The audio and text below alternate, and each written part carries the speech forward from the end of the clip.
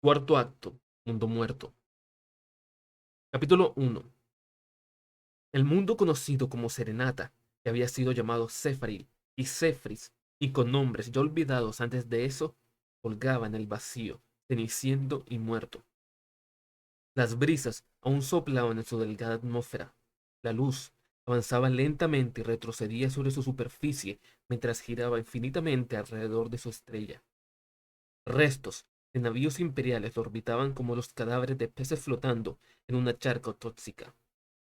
De nuevo, como durante las eras primordiales del tiempo profundo, el planeta no tenía nombre. No había motivo para que tuviera uno. Incluso si el aire hubiera sido respirable, no había nada para respirarlo.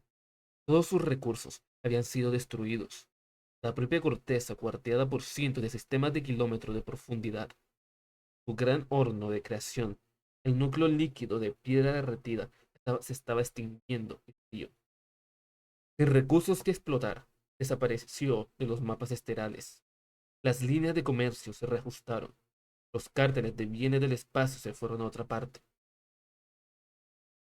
Era tan estéril como las lunas sin voluntad que lo orbitaban. Rocas formaban espirales unas alrededor de las otras en la eterna ecuación de la gravedad. Ninguna nave aterrizaba, excepto por las veces que alguna de las destrozadas sucumbía el deterioro orbital y se estrellaba contra la quita superficie. Así que, cuando un pequeño caza penetró en la atmósfera, con sus motores cuádruples brillando como un candelabro en la oscuridad del espacio, habría sido un evento singular de haber habido alguien vivo para contemplarlo. La guadaña de la noche se quedó planeando a unos 3 metros de la superficie cenicienta. Abrió su brillante escotilla inferior. Trasil, líder supremo de Solenneis, señor arqueovista de las galerías prismáticas, y aquel al que llaman infinito, se trasladó a la superficie. Se dio cuenta de que era el primer ser en poner pie en Serenata desde hace 3 siglos. Su avance fue fácil. El bombardeo imperial había hecho bien su trabajo. Su feroz agonía de destrucción había encendido la atmósfera y desatado instantáneas turbulencias volcánicas. Se habían lanzado toneladas de cenizas a la atmósfera, creado un paisaje de dunas grises y baldías. La ceniza se acumulaba alrededor de la celosía de vigas y barras de plastiacero, lo único que quedaba de las grandes ciudades, formando estructuras espectrales que se alzaban cientos de metros. Tracy miró las torturadas esculturas y pensó en el hueso trabajado de las ciudades Eldar, los corales de las cuevas subterráneas y los contrafuertes inusualmente altos de Ciudad Serenata. De un modo perverso y burlón, la canción de Serenata aún resonaba. También resonaba para él. Durante los 3 últimos siglos, hiciera lo que hiciera, Serenata estaba siempre allí. Su señal tiraba de él, se repetía en lo más profundo de su matriz neural y le susurraba sus engramas. Estuviera donde estuviera, a pesar de todos los peligros, su mente volvía a la tumba de Nefret. Se repetía como una subrutina de fondo mientras batallaba por la lanza de Vulcan, mientras contemplaba la muerte de Cadia durante la 13ª Cruzada Negra del Saqueador. Todos esos siglos, el reloj de arena de su matriz neural boteando granos, esperando el momento cuando sabría que debía regresar ahí. Orican había tenido razón. Tracen era obsesivo.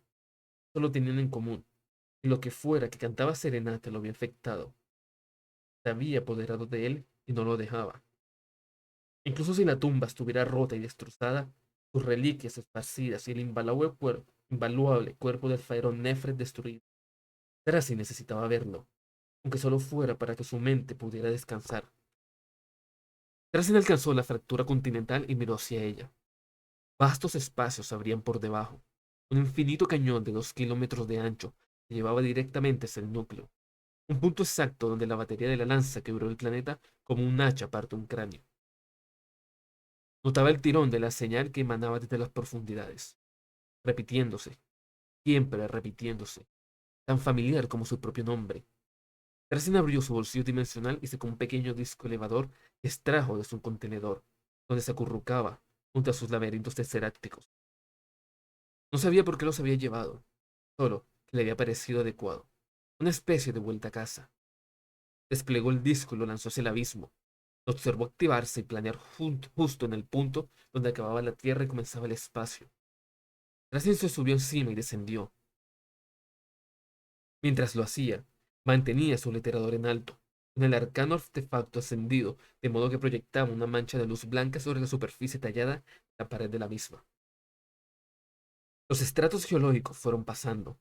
Iba dejando atrás cada época al ir bajando cada vez más, mientras su mente catalogaba todos los detalles del corte transversal.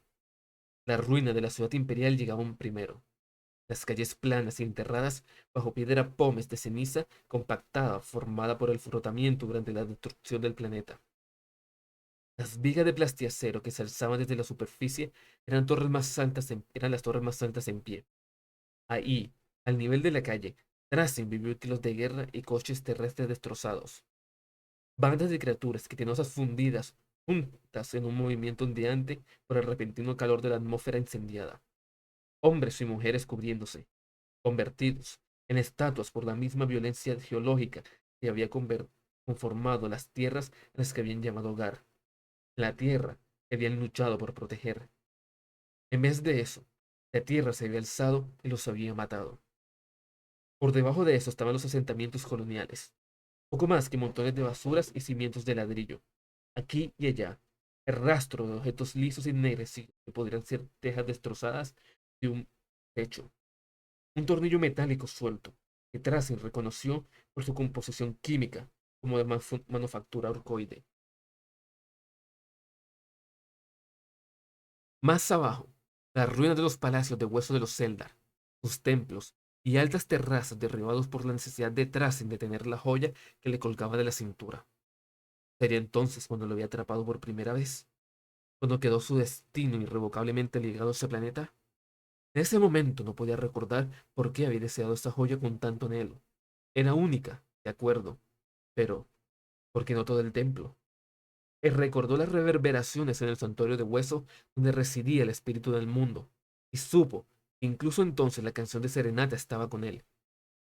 Este mundo canta por la sangre de Tracy. Oía repetirse eso, cada vez más fuerte. Ya no tardaría mucho. ¿Estaría allí Nefret? Tracy se vio a sí mismo teniendo tal perspectiva. Tenía un gran descubrimiento, el mayor de los descubrimientos, uno tan monumental que le había dicho la ejecutora Filias de los Faeros que no era posible que la tumba hubiera sobrevivido. No quería que fueran otros a intentar llevarse su premio. No, cuando ya estaba tan cerca. Y que Orican quedara enterrado había disuadido incluso a los buscadores más diligentes. ¿Quién iba a atreverse a intentar tener éxito allí, donde el mayor cronomante de la galaxia había fracasado? Los fósiles ante los que pasaba eran de los grandes lagartos, no como los exoditas los habían cabalgado, sino una forma más primitiva, con cuatro patas y cortos dientes como agujas, grandes, pero no tan majestuosos como sus descendientes. Luego, una cultura que Tracy no reconoció, un neón completo de la historia del planeta que le resultaba oscuro y ajeno, ruinas megalíticas que no podía identificar y casas bajas de piedra. Una cultura que evolucionó y desapareció, que seguramente nadie me había visto excepto él. Más abajo había conchas en espiral, con sus curvas coincidiendo con esa simetría perfecta que lograba todas las criaturas de serenata. Y luego llegó la piedra negra. Era una gran capa de revestimiento, con canales por los que podía subir el magma. Continuaba, abajo, abajo, abajo hasta el núcleo. Y Tracy se dio cuenta de que ese mundo no era un mundo natural. Había sido construido, creado por manos desaparecidas hace mucho tiempo. Era casi inmune a las baterías de lanzas y a las detonaciones de plasma. No sabía si sería la obra de los ancestrales de los Etán o de alguna otra especie que él desconocía. Pero, cuando encontró el canal de búsqueda y encontró en la red de túneles, supo que no había visto ninguna obra igual. Para los necrones, crear un mundo artificial era difícil y ocupaba mucho tiempo, pero resultaba posible. Antiguos criptotecnólogos habían apresado estrellas en el interior de esferas que recolectaban energía y habían hecho naves que podían navegar autónomamente los espacios entre las estrellas con toda su tripulación en crioéstasis.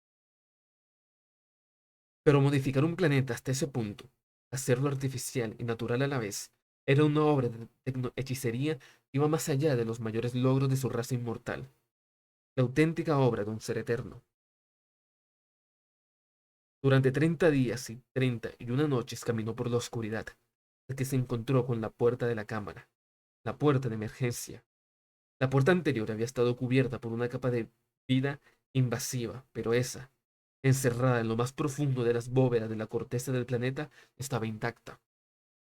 La puerta de la eternidad se alzaba monumental y negra al fondo de la cámara, en lo alto de una gran escalinata. Una doble fila de braseros, estériles y llenos de escombros, conducían a los escalones.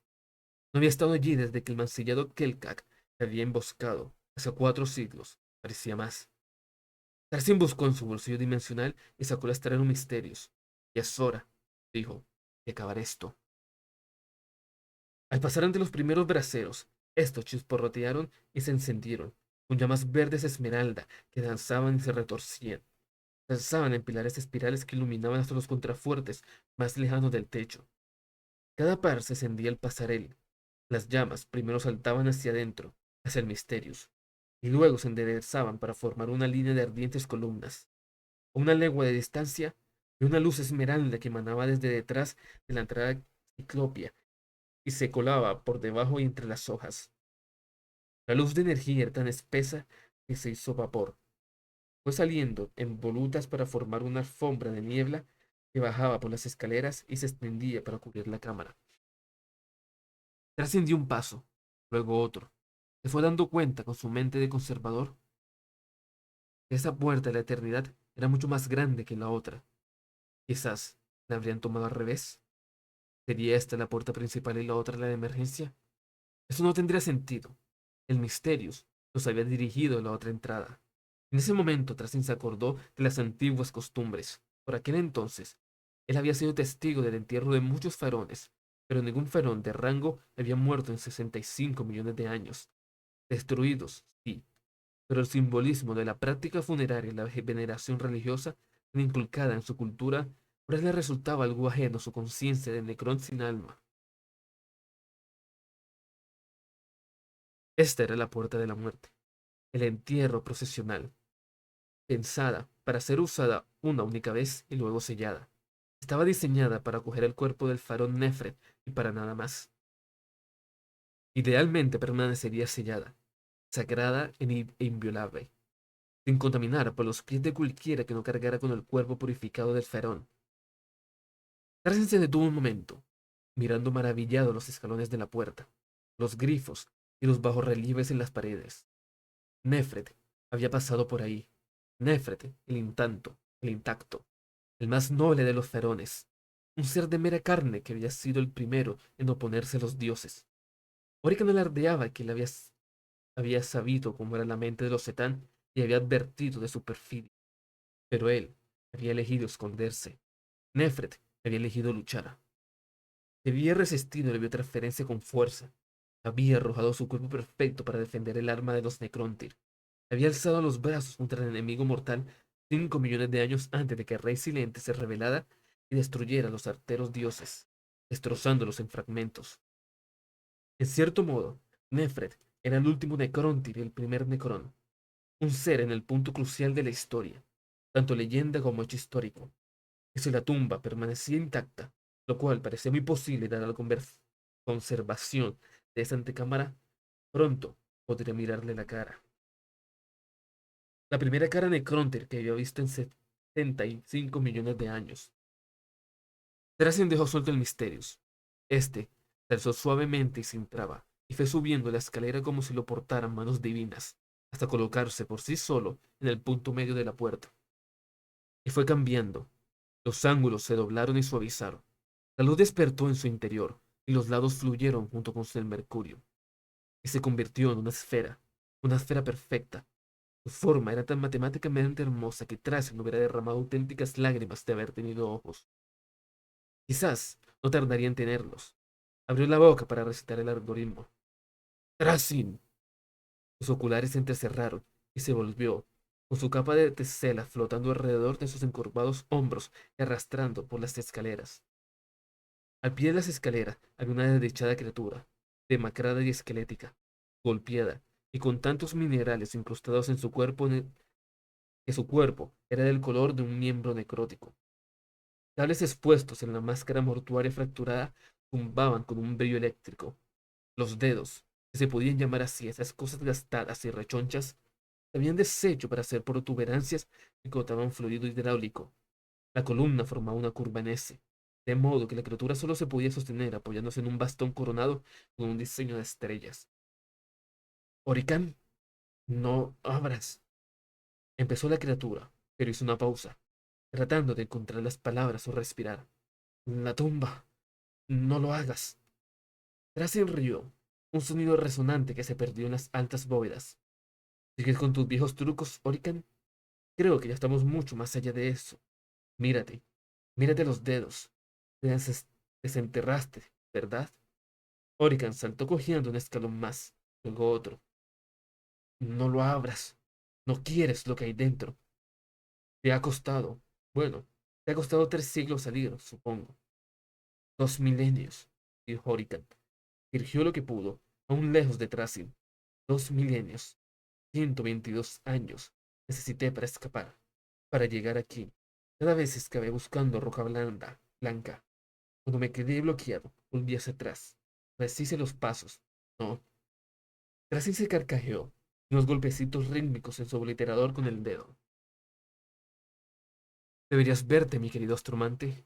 No te preocupes, estoy creando el registro en gránico perfecto, pero referirme a él con frecuencia. Tracy. Orican se acercaba lentamente, pero sin pausa, aún mucho más lejos que un tiro de pistola. He estado aquí en la roca durante más de 2000 años. Lo sé, mi querido colega. He tenido mucho tiempo para escuchar la roca, las emanaciones que vibran a través de ella. Ah, canción de serenata, lo sé. No, no lo sabes, Trasim. Hay dos canciones. Una sutil, casi indetectable, es un canto de seda. Un memovirus que infecta y atrae, como lo que hace que los humanos quieran estar con los Genestealer. Despierta la obsesión y llevó la locura al pobre Kelkak. Vamos, no esperes que me crea. La segunda canción es una cadena numérica. Tenías razón. Es un código libro, una advertencia. Una advertencia de Vishani, una advertencia para alejarnos. El mensaje está basado en Guerra en el Cielo. La primera cadena, 3211, se refiere al acto 3, escena 2, línea 1, primera palabra. Intentó convencerme de que no escuchara la señal. Dijo que me daría el virus desollador, lo que sea que esté dentro. ¿Y que está dentro? Origen se estaba acercando, a la distancia de una corta carrera. No lo sé. Recién bailó escalera arriba para fastidiarle, para mantener la distancia. Muy bien, entonces veámoslo nosotros mismos, ¿de acuerdo? Tracing, por favor. Has ganado. Estoy humillado. No nos destruyas a los dos queriendo probar. Tracing pronunció el algoritmo, lo hizo deleitándose, y la puerta comenzó a abrirse, mostrando el portal crepitante más abajo. Y a través del portal vieron fila tras fila de guerreros, un ejército esperando órdenes.